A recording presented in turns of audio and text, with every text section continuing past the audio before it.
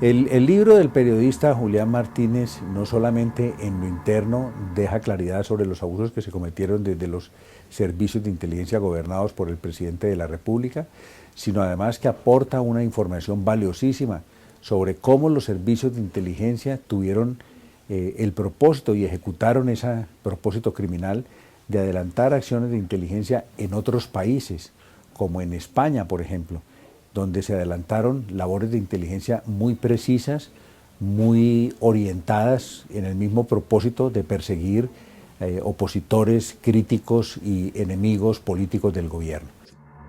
Y este libro se lo compré a cada uno de mis hijos, porque mis hijos tienen que ver en ese libro la reparación del daño tan grande que les hicieron. Yo tengo un hijo, el menor tiene un retardo. Lo teníamos en un colegio de Medellín. Y José Obdulio Gaviria, en una intervención que hizo en la W, yo tuve que sacar a mi hijo del colegio, porque empezaron a gritarle cualquier cantidad de cosas y a decirle que era el hijo de Chávez. Lo tuve que retirar.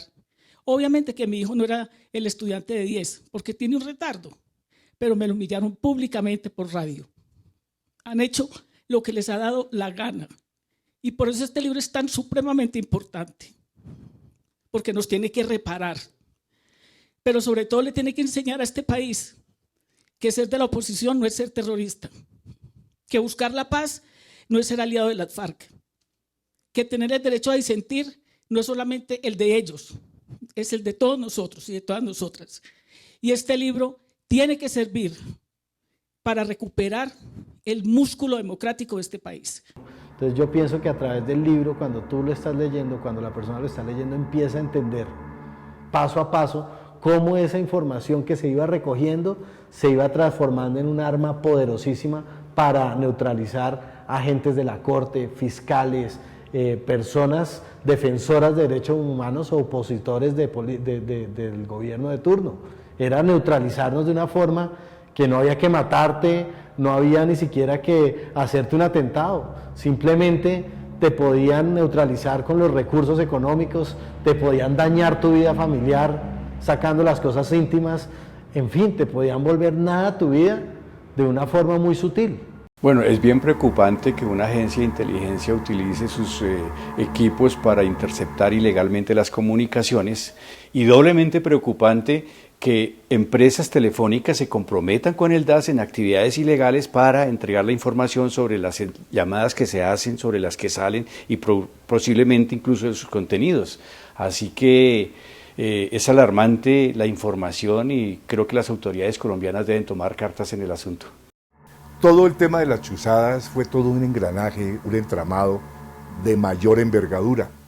No todo se limitaba a interceptar llamadas, sino que había una campaña de desprestigio, era la forma de difundir información, de programar una serie de infundios, de aplicar, como se dijo muchas veces en la sala plena, toda una violencia moral en orden a entorpecer, amedrentándonos las investigaciones que llevaba la Corte Suprema de Justicia. Algo muy importante de entender del tema de las chuzadas y de la inteligencia es hacerse la pregunta: ¿para qué quieren la información confidencial de uno? ¿Para qué querían esa información? Y para mí lo más escabroso es entender tal vez que con esa información había una orden o había un objetivo concreto, y era neutralizarnos, bloquearnos. Claro, tener la información de cómo financiábamos nosotros Contravía, o quién nos prestaba la plata, o quién hacía la cooperación, fue la forma en que llegaron a ellos antes para decirles no les presten, no les den dinero, o nosotros somos terroristas que estamos malgastando ese dinero. Entonces tal vez lo que la gente ve de las chuzadas es ¿qué fue el delito?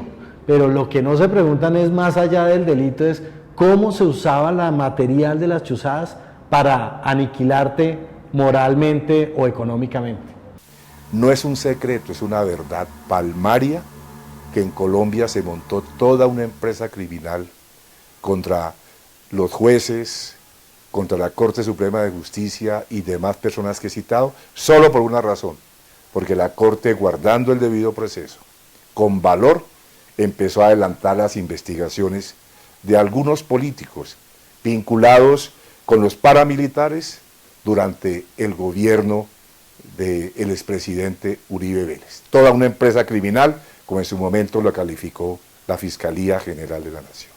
Yo fui 35 años juez, 25 magistrado, y jamás una sola investigación llamó de atención de la Procuraduría, jamás, absolutamente nada. Me destruyeron. Lo único que tengo, lo único que le puedo ¿Dónde está Estefan? heredar a mis hijos, que es la dignidad, el honor. Yo vivo de mi pensión, no me da pena decirlo. No tengo más. Sin duda se trata de una publicación que le va a dar claridad, no solamente a los colombianos, sino a los extranjeros que se aproximen a esto, porque van a advertir con asombro, sin duda, y a lo mejor también con indignación, que en su país un organismo civil de inteligencia ordenado por un expresidente de la República terminaron siendo afectados por culpa de estas operaciones de inteligencia. Con solamente que lean eso es suficiente para que reparen el daño tan grande que me hizo el procurador y el daño tan grande que hizo Álvaro Uribe con todo su equipo. El daño tan grande que le han hecho a mi familia, a mi mamá, a mis hermanos, a mis hermanas, a mis hijos. Me quitaron mi carrera política. Me quitaron la pasión del trabajo por la política. Me liquidaron. Me asesinaron el carácter. Y eso, como dice Julián, es irreparable. Porque yo a este país no le he hecho absolutamente nada, ni me he servido del país. Yo le he servido al país. Y lo seguiría haciendo y lo volvería a hacer.